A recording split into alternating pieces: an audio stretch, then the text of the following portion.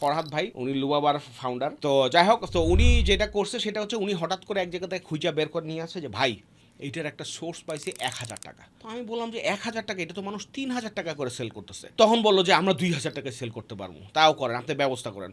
আমি বললাম যে ঠিক আছে করি। Email marketing. সো আমি যেটা করলাম, একদিনে আমরা 20,000 ইমেইল মার্কেটিং করলাম, পরের দিন 200 অর্ডার আসছে।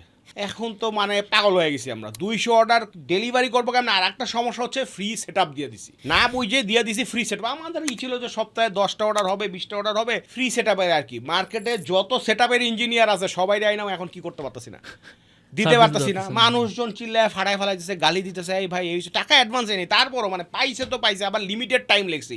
তাদের কথা হচ্ছে যে অর্ডার করছি, যদি মিস যায় তাহলে কিন্তু কি আছে, খবর আছে। তো এইটাতে একটা বড় ক্যাওস হয়ে গেছিল। আবার এখানে আমার একটা ই হয়েছিল, তখন আমার একটা শিক্ষা হয়েছিল যে প্রিপারেশন ঠিক মতো না দিয়ে আমি নিজেই মার্কেটটা তখন কি করতে পারিনি, বুঝি নাই। সো এখানে 20,000 না পাঠায় আমার 2,000 পাঠায় ওয়েট করার দরকার ছিল, কারণ তখন অফারটা ওয়াজ সামথিং লাইক দিস।